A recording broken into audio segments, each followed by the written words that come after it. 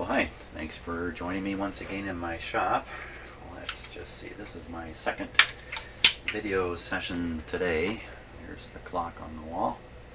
Ooh, getting a little late in the morning for me to be in the shop, but what I'm going to try to do on this video, anyway, this portion of the video, is kind of go over the circuitry related to the plug that's going out to the speaker, the field coil, voice coil, that kind of stuff.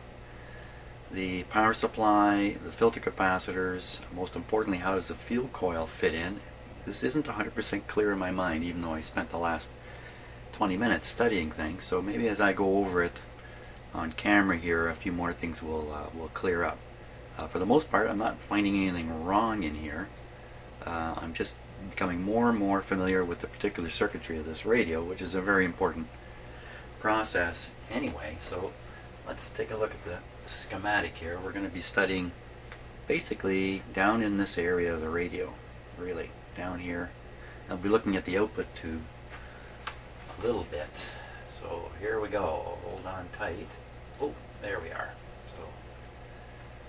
So the part of the schematic we're really interested in is down here. This is the speaker schematic. This is everything the speaker plug is. Depending on the far side of the speaker plug at the speaker. Lots of stuff there, not to be afraid. Here's the socket on the radio. The socket and the plug are aligned on the diagram here exactly the same. So you see 7 is at the 9 o'clock position, same thing up here. These schematics drawn by Rogers Radio are all excellent. Clearly this was a very serious engineering company. These are beautifully drawn. These are hand lettered. They're beautiful. I used to be a drafting supervisor, and I would have very little trouble signing my name on the bottom of this. Is there a... No, there's no title block on here. So this is probably a... Well, I was going to say it's probably a reproduction, but no. This is all hand done. Fantastic. So anyway, getting back to what we're trying to figure out. So let's look at, first of all, the two capacitors. If you notice, the positive lead comes off. They're tied together just like they are on the radio, as I've seen before, and they come over to pin number 1. Pin number 1 is connected to pin number 2 here.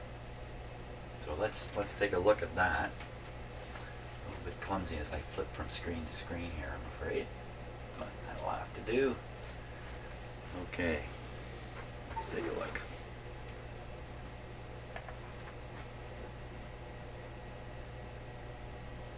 Now, just like that, I've already forgotten what I was looking for.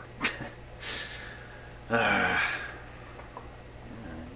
shouldn't work more than an hour in the shop here in the morning. I gotta flip back. To the schematic. Mr. Short-Term Memory. Oh yeah, so we're going to compare, we're going to look at this right here.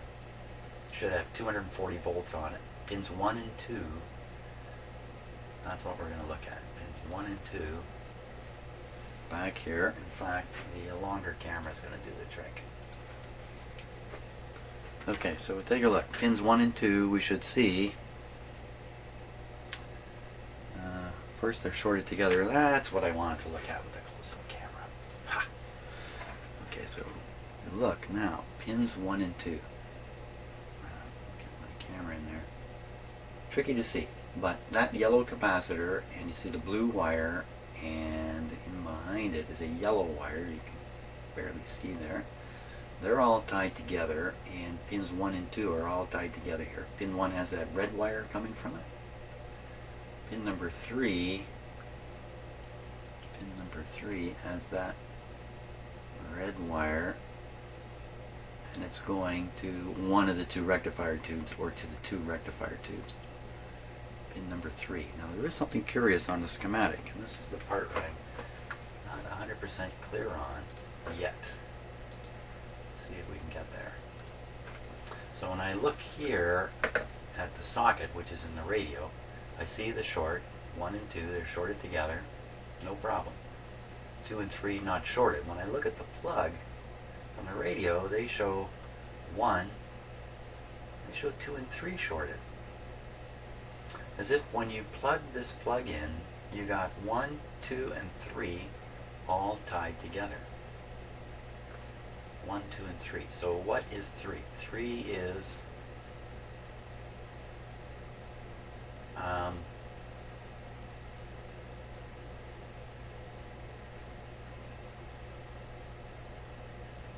get very quiet here. It's almost as if this is a switch between 2 and 3. So when you plug in, this lead is then connected here. And this is the positive side of the power supply. So you pull out the speaker and you basically disconnect the power supply completely from the radio. So I think it's kind of like a safety feature or just some smart engineering, little engineering trick. Pull the plug out and no B plus can make it into the radio. Now normally in these radios what I always find is the field coil is placed in between the two capacitors, but you can see these are actually shorted together here. They're just, the two outputs are just tied together. You might say, well, why bother with two capacitors then? Why not just have one, say 40 microfarad capacitor? And it's because of this thing going on down here, which I'll explain in a minute. These two resistors here. I'll try to explain that in a minute. So that's what's going on here with this little trick on the plug. So when you do have it in, the B plus, let's say, well, this is the output transformer here. So we look at pin 7, we come back and follow pin 7 back, and you'll see it goes up and up and up. Right up here, it's the plate of the output tube, so that's how it's getting its B plus. And also the audio signal then coming out of the plate is being fed where it should be, right through the output transformer, and then it's transformed onto the voice coil and you hear sound. Now, so we come down here and look at the field coil, which is really part of the power supply. 100 volts. It's got start and finish here. Probably some issues around this hum coil and making it work successfully. If you reverse these wires on the field coil, I'll bet you can't knock the hum out. In fact, it's probably full of hum. So not worried about that being the case. I'm just studying it here. There's a ground right there on pin 6. So pin 5 goes to ground. Now that's unusual for a field coil, I think, anyway, in my experience. Whoops. And where's pin 5 coming from? So we go back up here. Pin 5. Okay, so pin 5 is the center tap of the high voltage winding. And that's normally grounded. Pin 5 goes through pin 5, through the field coil, and back out pin 6. So go back to pin 6, and you see pin 6 is going to ground. So this power supply is very different from other power supplies I've seen. Let's see now. The field coil will pass lower frequencies and will block higher frequencies. So I don't quite get it, but that's what it is anyway. I'll have to leave it right there with a bit of a question mark in my understanding of all this stuff. Now if we look at these two resistors, first of all, look, 100,000 ohms, 500,000 ohms, those are big resistors, and from the center here, see there's a little asterisk we'll look at in a second. Follow it up through a big 1,000,000 ohm resistor, and voila, it's onto the grid of the output tube. So this is grid biasing done using a trick in the power supply. So basically this point, which is grounded, we can call 0 volts because it's grounded to the chassis. So we'll call that 0 volts. It really isn't. We'll call it 0. What's happening here is this is actually going negative here. Now what's the little asterisk say? Values of resistance in circuit do not permit of accurate voltage check. Use plate current as an indication of presence of correct grid and plate voltage. So the problem here is back in the day when these radios were made, the average repair guy did not have a meter that was extremely sensitive and would not draw current itself. Many of the, you have to have a vacuum tube voltmeter, and I guess a lot of guys didn't have them, I guess. So there's a warning here. Don't take out your old clunky meter and try to read this. It won't work because these high resistances end up in here too. Now, my VTVMs, even my digital meter would probably work fine here. Put this on here, we can probably measure the grid voltage. Hey, look, right there. Minus 16.5. Oh, great. So it gives the grid bias voltage. So these resistors should deliver minus 16 volts to the grid. Wow, that's typical of a tube like this, minus 16. So let's check some of this stuff out now. I'm tired of looking at that. Let's check out the grid voltage first. Grid voltage first.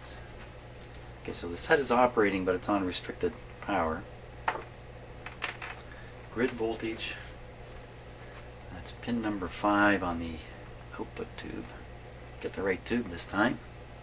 Down here, 1, 2, 3, 4, 5. Oh, we hear it.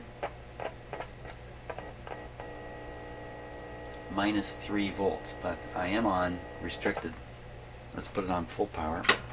It's kind of an interesting notion that lower voltage, because of the bias problem, may cause heavier current in the output tube. I don't know if that's really true or not. You know, and you turn the voltage of the radio up, everything's going up and down together, so I don't really know what it might amount to, but hey, let's see if there's 16 here now. Radio's a lot louder. Minus 12. Minus 13. It's going up. Going down, going up and down. So the grid bias on the output tube is good, and I did replace the blocking capacitor. You can see the new one sitting right there. So shouldn't. All indications are the output tube is working fine. Great. What am I doing now? So far I haven't found anything amiss.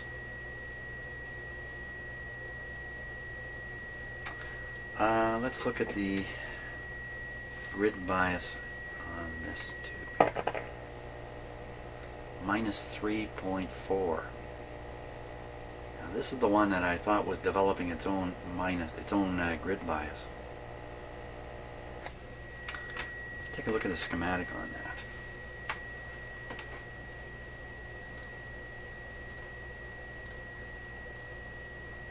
We're looking at this tube now. Oh yeah, right, with the battery. Oh yeah. So we go through this. This is the volume control here, grounded at one side.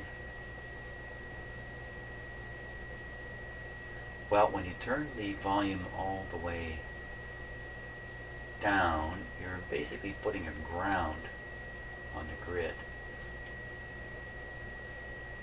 Go all the way up, only getting AC signal out of the radio, the audio signal, and you've got a million ohms to ground.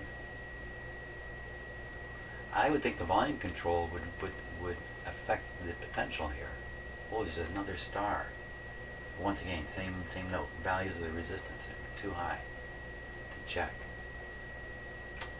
You know, maybe that's the case. Certainly, I put my finger on there, I throw everything off. So once again, let's check that. That is pin number. Well, they haven't bothered writing it here. Well, it's here on the battery. On the negative side of the battery. I'm not sure which side's the negative side. Okay. Well, we'll just figure it out as we go here.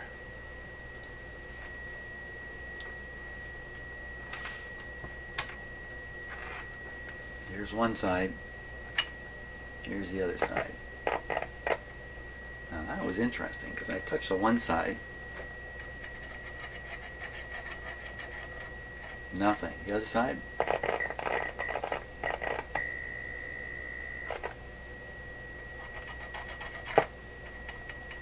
Nothing getting through here.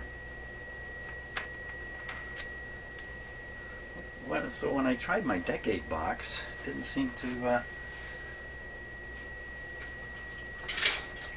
help out the situation at all.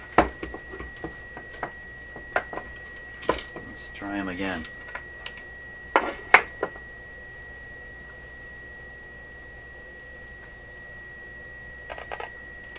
I didn't connect onto the right terminal. Oh, jeepers. Clip leads leap like that. Well, I don't think there's any doubt.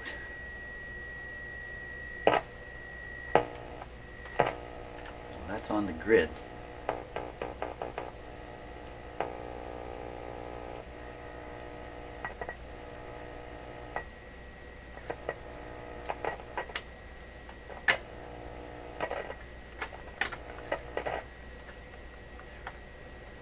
Didn't help much, did it?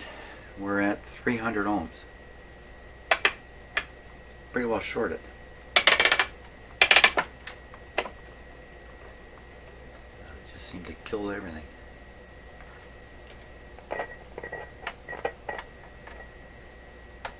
Bad contact, maybe. I'm shorting it right with the lead here.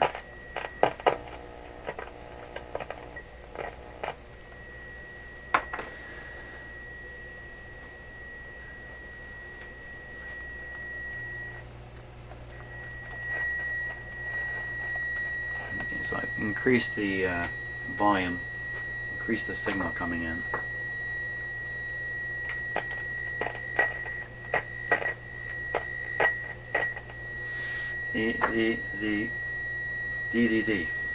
There's just a moment where it's quite a bit louder, and then it gets quieter very, very fast.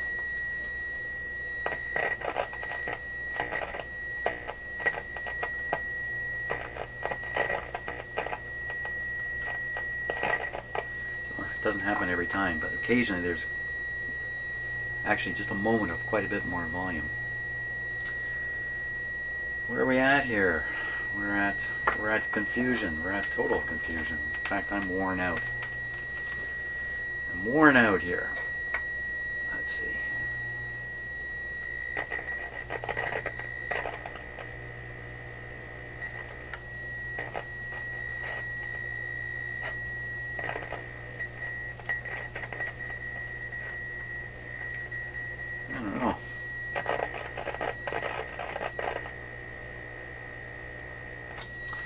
Look again at the circuit diagram for that.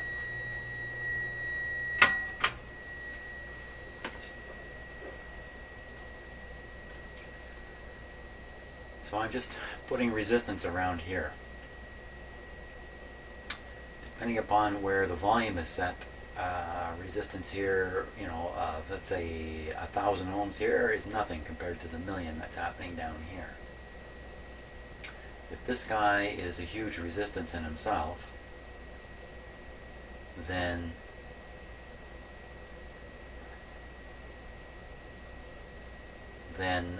no signal gets through. I gotta really short this guy out for sure. Let me just short him right out. He's giving me too much of a hassle. I have to get a little more brutal there. We're just going to take a clip lead and short him right out. Big long clip lead on a high impedance circuit. So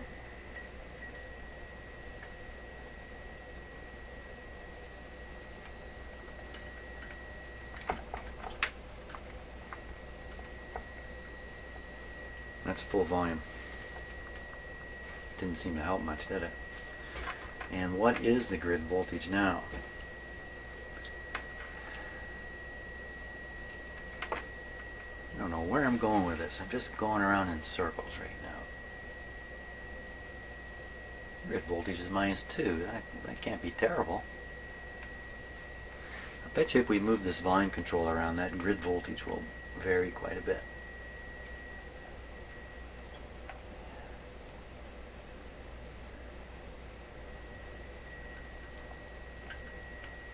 That's a curious question. Is it the grid biasing that's causing the volume change, and not the actual signal. I'm feeding the signal. Well, I'll feed the signal right into the grid connection here. Turn down. Now, you know, my audio generator has a certain impedance. I don't think it's terribly high. So this might just muck up the whole circuit. I mean, there's all kinds of warnings about even voltmeters being inappropriate here. So now I'm feeding the signal from the audio generator straight past the volume control. I'm on the slider, the volume control. Let's move the volume control around here a bit. Shouldn't make any difference, but I bet you it makes a difference on the biasing.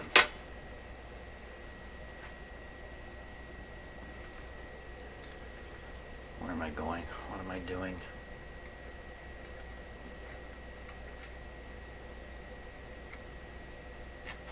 So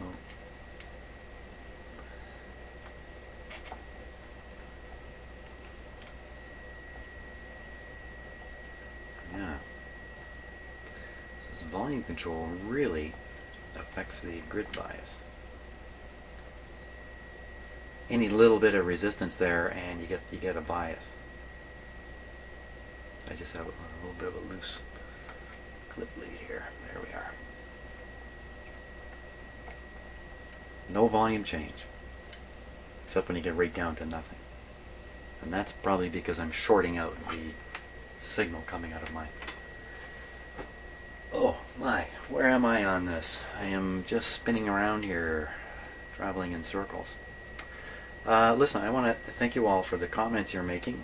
Once again, I am not availing myself of the comments.